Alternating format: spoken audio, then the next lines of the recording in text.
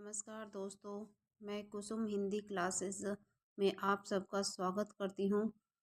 तो आज हम हिंदी व्याकरण के टॉपिक संज्ञा के बारे में चर्चा करेंगे कि संज्ञा क्या होती है, उसके उसका अर्थ क्या होता है, उसकी परिभाषा क्या होती है, इन सब के बारे में बताएंगे।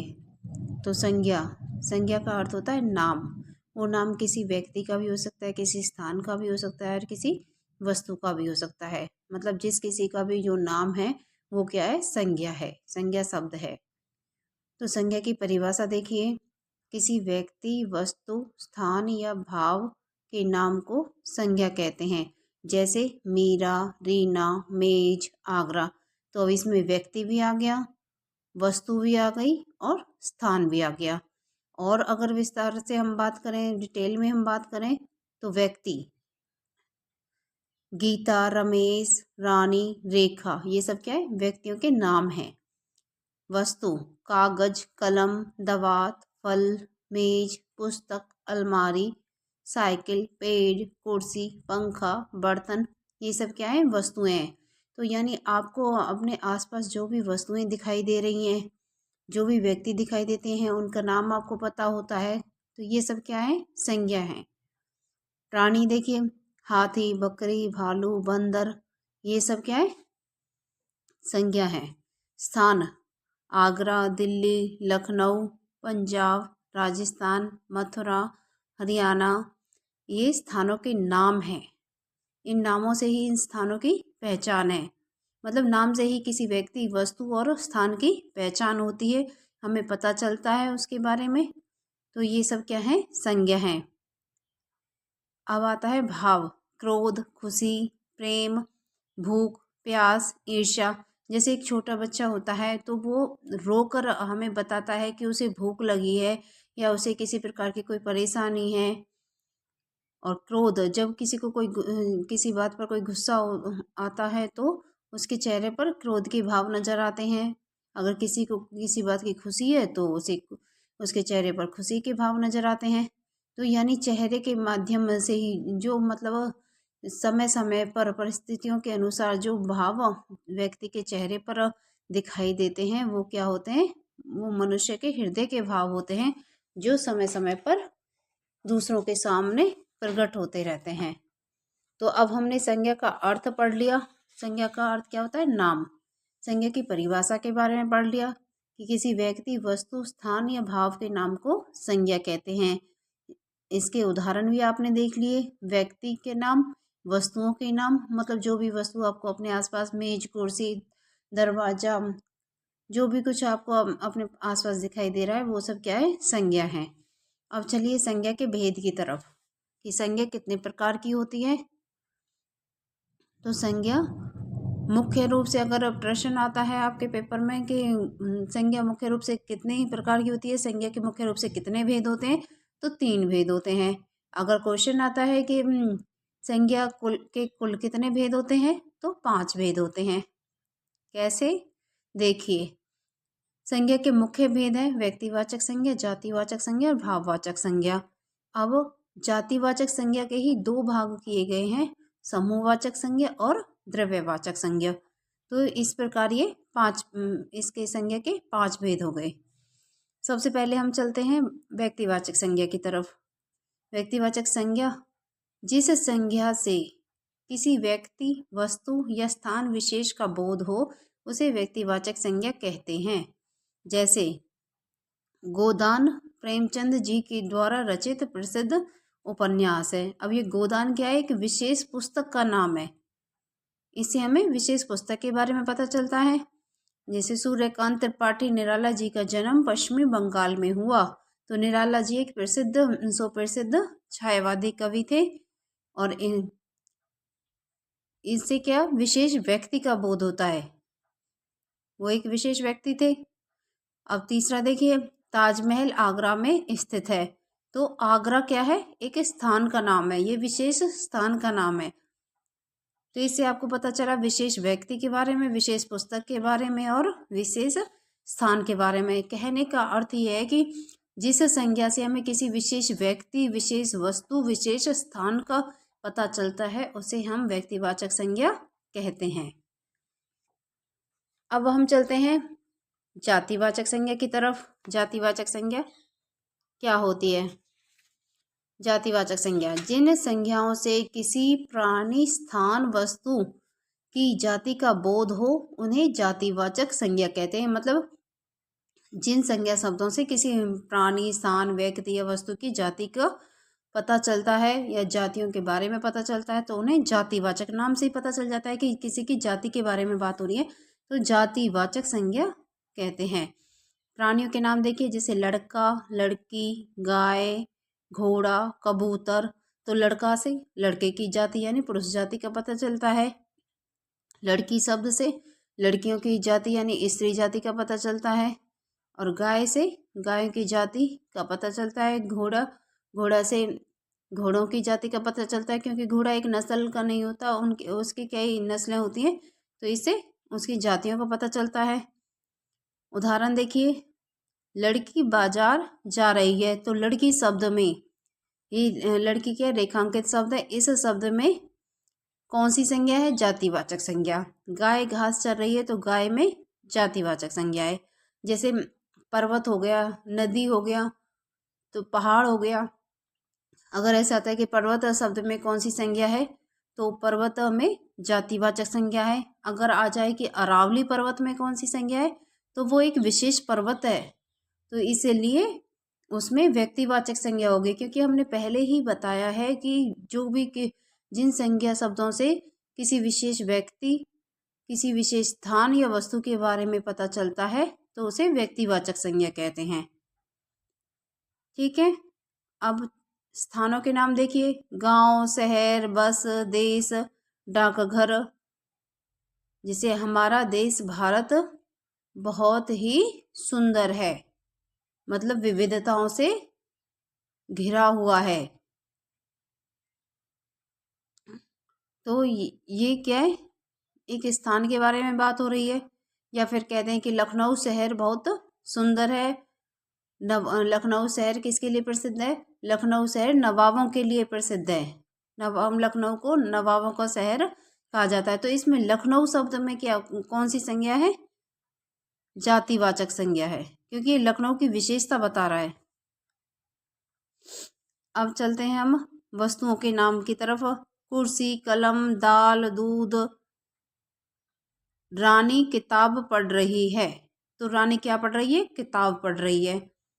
राधा दाल बना रही है, तो राधा क्या बना रही है? दाल बना रही है। तो ये कि वस्तु है, तो इससे हमने जातिवाचक संज्ञा के बारे में हमें पता चल गया क्या होती है। अब इसके भेदों की तरफ चलते हैं। इसके दो भाग होते हैं, समूहवाचक संज्ञा और द्रव्यवाचक संज्ञा। सबसे पहले देखिए समूहवाचक संज्ञा। ऐसे शब्द जो किसी समूह या समुदाय का बोध कराते हैं। नाम से ही हमें पता चलता है समूह, किसी समूह या समुदाय के बारे में बात होगी। तो ऐसे शब्द जो किसी किसी समूह या समुदाय का बोध करवाते हैं उन्हें हम समूहवाचक संज्ञा कहते हैं। जैसे कक्षा, परिवार, सेना, अस्पताल। तो कक्षा में कोई एक विद्यार्थी तो पढ़ता नहीं है, उसमें कम से कम 30 विद्यार्थी तो एक कक्षा में होते ही हैं। तो एक ग्रुप होता है, वो एक समूह होता है। परिवार में भी कोई एक व्यक्ति नहीं होता, उसमें चार, किसी के परिवार में 4 लोग होते हैं, किसी के में 6 होते हैं, या किसी का संयुक्त परिवार होता है तो उसमें ज़्यादा लोग होते हैं। तो ये समूहवाचक संज्ञा होगी। सेना में कोई एक सैनिक काम नहीं करता, अस्पताल में कोई एक कर्मचारी काम नहीं करता, तो ये क्या, समूह में काम करते हैं, तभी वो काम अच्छे से चल पाता है, इसीलिए इन्हें समूहवाचक संज्ञा कहते हैं। अगर वाक्य में आ जाए, अस्पताल आ जाए, सेना आ जाए, कक्षा, इसमें कौन सी संज्ञा है? तो समूहवाचक संज्ञा है। जैसे देखिए, मेरी कक्षा में 30 विद्यार्थी हैं, तो कक्षा में कौन सी संज्ञा है? समूहवाचक संज्ञा। अब आते हैं हम द्रव्यवाचक संज्ञा की तरफ। द्रव्यवाचक संज्ञा वे संज्ञा शब्द जो ऐसे पदार्थों, द्रव्यों का बोध कराते हैं जिनसे नई वस्तुएं बनती हैं। मतलब वे संज्ञा शब्द जो ऐसे पदार्थों और द्रव्यों का द्रव्यों के बारे में बताते हैं जिनसे नई वस्तुएं बनती हैं या उनका माप तोल किया जा सकता है, उन्हें द्रव्यवाचक संज्ञा कहते हैं। जैसे सोना, चांदी, लोहा, लकड़ी, हीरा, दूध, घी। जैसे सोना है, सोने को आग में पिघलाया जाता है, तब उसे उसे गहनों का रूप दिया जाता है, अलग अलग डिजाइन के उसे गहने बनाए जाते हैं। तो ये सब जो चीज़ें हैं, लोहा है, लकड़ी का प्रयोग फर्नीचर बनाने के लिए, अलग अलग तरह का फर्नीचर बनाने के लिए किया जाता है। लोहे का प्रयोग भी दरवाजे, खिड़कियाँ, ये सब कुछ बनाने में किया जाता है। चांदी से भी गहने बनाए जाते हैं। इस दूध से भी नई वस्तुएं बनती हैं। दूध से पहले मलाई बनती है, फिर उसका मक्खन बनता है, फिर उससे घी बनता है, उससे दूध से दही भी बनाई जा सकती है।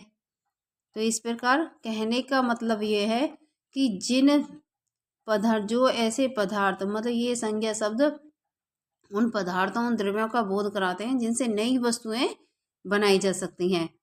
तो अब आप इस चीज़ को कभी भी नहीं भूलोगे कि द्रव्यवाचक संज्ञा क्या होती है। उदाहरण देखिए, जैसे वर्तमान समय में सोना बहुत महंगा हो गया है, तो सोना में कौन सी, अगर अंडरलाइन कर दिया जाए, इसको रेखांकित कर दिया जाए कि सोना शब्द में बताइए, सोना शब्द में कौन सी संज्ञा है, तो आप आसानी से बता दोगे कि इसमें द्रव्यवाचक संज्ञा है। अब तीसरा देखिए, भाववाचक संज्ञा। जिन संज्ञा शब्दों से किसी विशेष व्यक्ति या वस्तु के गुण, दोष, दशा, अवस्था या धर्म का बोध होता है, उन्हें भाववाचक संज्ञा कहते हैं। भाव से ही पता चल गया कि ये किसी व्यक्ति, वस्तु के गुण, दोष, दशा या अवस्था के बारे में बताएंगे। तो जैसे दया, प्रेम, अच्छाई, बुराई, बुढ़ापा, शांति, सुंदर, क्रोध, ये सब क्या है, भाववाचक संज्ञा है। तो दया मनुष्य के अंदर होती है। किसी को देखकर, किसी को कष्ट में देखकर हमें, हमारे हृदय में दया उत्पन्न हो जाती है। छोटे बच्चों को देखकर प्रेम उत्पन्न हो जाता है। और अगर किसी से कोई झगड़ा हो जाए तो क्रोध उत्पन्न हो जाता है। तो ये सब क्या है, हृदय के भाव होते हैं, जो समय समय पर परिस्थिति के अनुसार उत्पन्न होते रहते हैं। तो हमने व्यक्तिवाचक संज्ञा का अर्थ पढ़ लिया। संज्ञा का अर्थ क्या होता है, नाम। और संज्ञा की परिभाषा पढ़ ली। संज्ञा के भेदों के बारे में पढ़ लिया। कितने भेद होते हैं, मुख्य रूप से 3 भेद होते हैं, और कुल होते हैं 5 भेद, क्योंकि जातिवाचक संज्ञा के भी 2 भाग होते हैं, समूहवाचक और द्रव्यवाचक। व्यक्तिवाचक संज्ञा के बारे में पढ़ लिया कि जिन संज्ञा शब्दों से किसी विशेष व्यक्ति, विशेष वस्तु, विशेष स्थान के बारे में पता चलता है, उसे व्यक्तिवाचक संज्ञा कहते हैं। जैसे क्वेश्चन आ जाए कि गंगा शब्द में कौन सी संज्ञा है, तो गंगा में, इसे गंगा नदी है, लेकिन इसे हम जातिवाचक संज्ञा नहीं लगाएंगे, क्योंकि गंगा एक विशेष नदी है, पवित्र नदी है, इसलिए ये व्यक्तिवाचक संज्ञा है।